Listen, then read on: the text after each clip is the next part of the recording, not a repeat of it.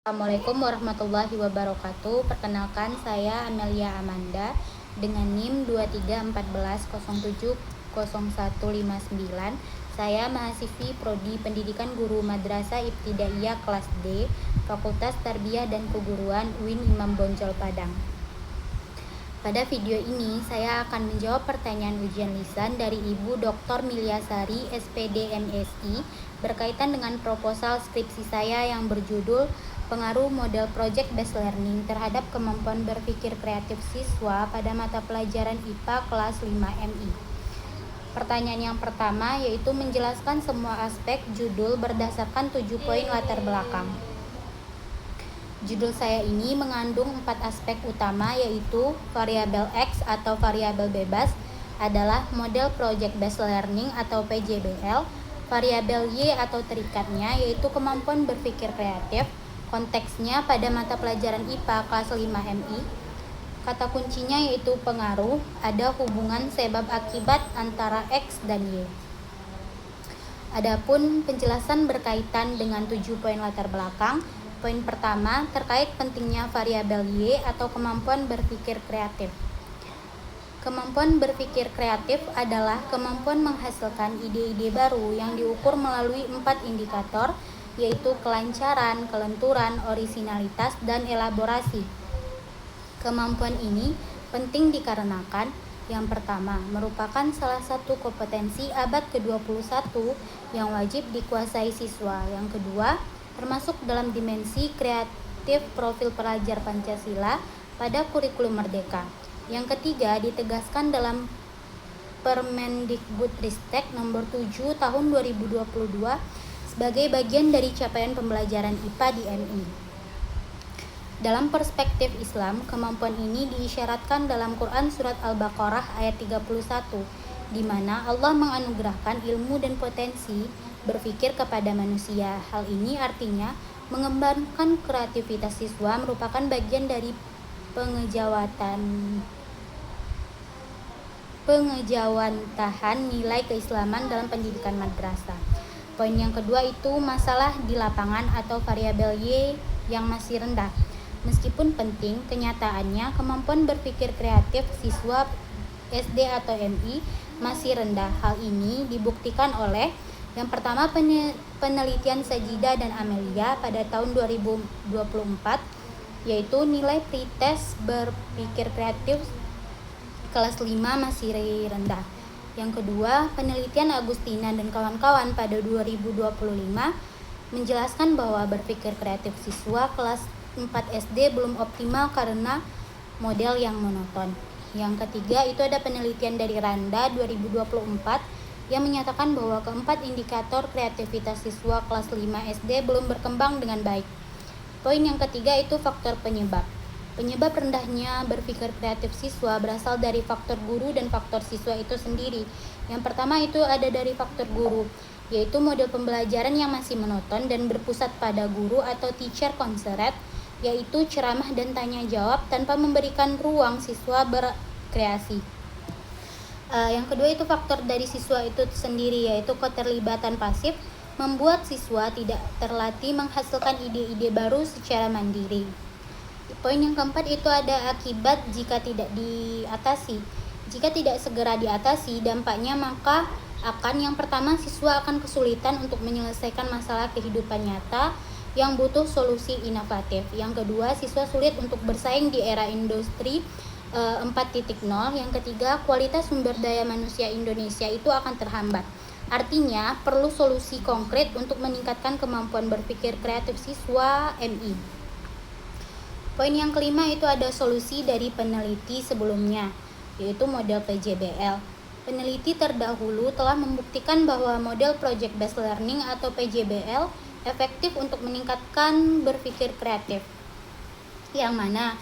Yang pertama itu penelitian Terigan dan kawan-kawan 2026, skornya naik dari 50,54 menjadi 71,44. Yang kedua itu penelitian dari Dayanti dan Barokah 2025, PJBL berkontribusi 76,3% terhadap berpikir kreatif.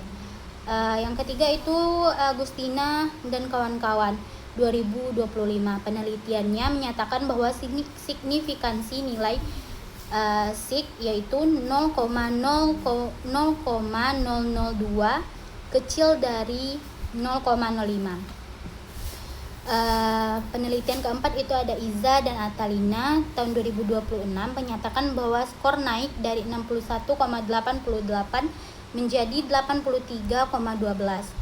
Yang kelima itu ada Furqon dan kawan-kawan pada 2025 menyatakan bahwa kreativitas siswa MI naik dari 55,41 menjadi 90,07. Poin yang keenam itu analisis dan kebaruan atau novelty.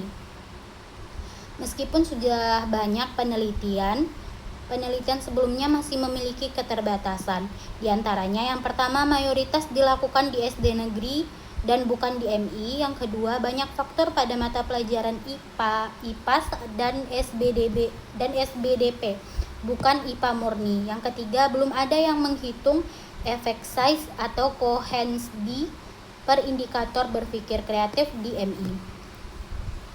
Kebaruan penelitian saya yaitu menguji pengaruh PJBL terhadap kemampuan berpikir kreatif secara khusus pada mata pelajaran IPA kelas 5 MI dalam konteks kurikulum merdeka, sekaligus menghitung engine dan efek size Cohen's d per indikator kreativitas. Poin yang ketujuh, kalimat penegasan. Berdasarkan uraian di atas, saya akan menerapkan model project based learning variabel X untuk meningkatkan kemampuan berpikir kreatif siswa variabel Y pada pelajaran IPA kelas 5 min 5 pesisir selatan. PJBL sangat sesuai dikarenakan materi IPA ini bersifat kontekstual dan dekat dengan kehidupan nyata, sejalan dengan pendekatan berbasis proyek. Selain itu, PJBL mendorong keempat indikator berpikir kreatif berkembang secara terintegrasi dalam suatu proses pembelajaran. Pertanyaan kedua yaitu rumusan masalah dan metodologi penelitian. Rumusan masalah. Penelitian ini memiliki 3 rumusan masalah, yaitu yang pertama, bagaimana kemampuan berpikir kreatif siswa kelas 5 min 5 pesisir selatan sebelum dan sesudah diterapkannya PJBL pada kelas eksperimen maupun kelas kontrol. Yang kedua, apakah terdapat pengaruh signifikan model PJBL terhadap kemampuan berpikir kreatif? Yang ketiga, seberapa besar pengaruh PJBL terhadap PJBL berdasarkan nilai N-gain dan efek size atau Cohen's d. Bagaimana penelitian dilakukan? Penelitian ini menggunakan pendekatan kuantitatif, desain kuansi eksperimen dengan pola non-equivalent control group design, yaitu pretest dan posttest. Tahapannya, yang pertama kedua kelas diberikan pretest, yang kedua kelas eksperimen, kemudian pembelajaran PJBL 6 sintaks B. Kelas kontrol, pembelajaran konvensional berupa ceramah, tanya jawab, dan tugas. 4. Kedua kelas diberikan posttest, yang kelima data dianalisis untuk menjawab ketiga rumusan masalah. Kemudian B, 1 populasi dan sampel. Penelitian ini berjenis kuasi eksperimen, maka berlaku poin B1.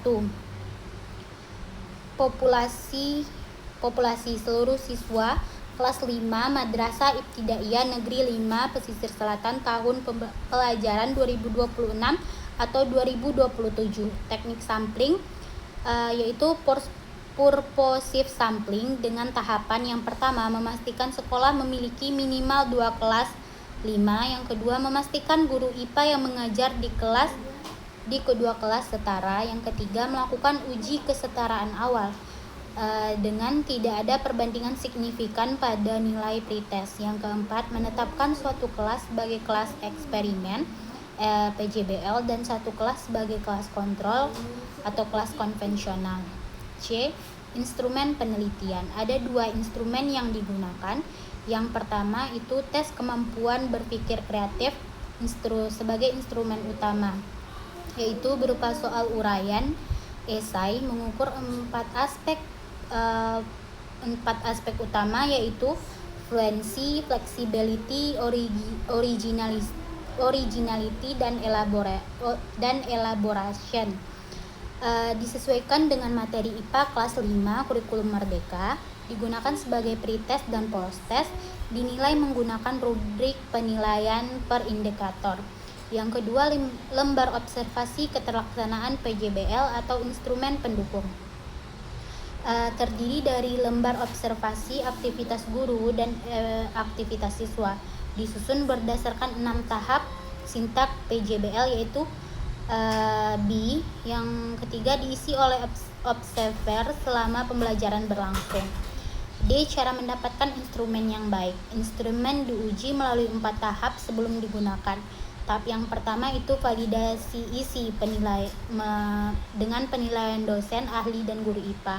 Yang kedua, validitas konstruk dengan korelasi produk momen person.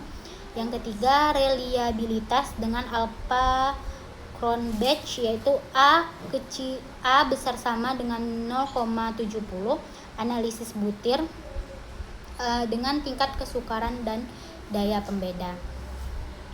C. Cara mengelola data. Data dari tes akan diolah menggunakan SPSS dari SPSS versi 26.0 melalui 5 tahap. Yang pertama itu ada statistik deskriptif, yaitu dengan mean, median, modus, nilai maksimal, minimum, standar deviasi, yaitu per kelas dan per indikator. Yang kedua itu uji normalitas Shapiro-Wilk. Syarat signya itu besar dari 0,05. 3. Uji homogenitas, yaitu dengan Levenes test. Syarat signya besar dari 0,5. 4. Uji hipotesis independent sample t-test atau one-tiled. HA-nya itu U1 besar dari U2. HO-nya itu ditolak jika signya itu 2 kecil sama dengan 0,05. Jika data tidak normal, maka Mann-Whitney dengan U-test. Nomor 5 itu uji N-gain dan effect size Cohen-D. Data dari observer diolah secara deskriptif untuk membuktikan perlakuan dilaksanakan sesuai dengan prosedur. F. Cara menggunakan data untuk menjawab rumusan masalah. Rumusan masalah pertama, bagaimana kemampuan berpikir kreatif sebelum dan sesudah? Dijawab dengan statistik deskriptif, pretest dan posttest dijabarkan per indikator. Rumusan masalah kedua, apakah ada pengaruh signifikan? Dijawab dengan hasil uji T atau Mann-Whitney jika sig 2 kecil sama dengan 0,05, maka HA diterima ada pengaruh signifikan. Rumusan masalah yang ketiga itu seberapa besar pengaruhnya? Dijawab dengan N-gain, yaitu kategori tinggi, sedang, dan rendah. Tambah Cohen-D, kategorinya itu besar, sedang, atau kecil, dihitung per indikator. Demikian jawaban atas pertanyaan ujian lisan ini. Kesimpulannya, penelitian saya adalah kuansi eksperimen yang menguji pengaruh PJBL X terhadap kemampuan berpikir kreatif Y siswa kelas 5 min 5 pesisir selatan. Data dikumpulkan melalui tes uraian dan lembar observasi. Instrumen divalidasi secara isi, konstruk, reliabilitas, dan analisis butir. Data dianalisis dengan statistik deskriptif, uji prasyarat, uji hipotesis atau t-test, dan N-gain dan Cohen-D. Setiap rumusan masalah dijawab dengan alat analisis yang sesuai dan terukur. Semoga jawaban saya ini dapat memuaskan Ibu. Mohon maaf apabila ada kekurangan. Wassalamualaikum warahmatullahi wabarakatuh.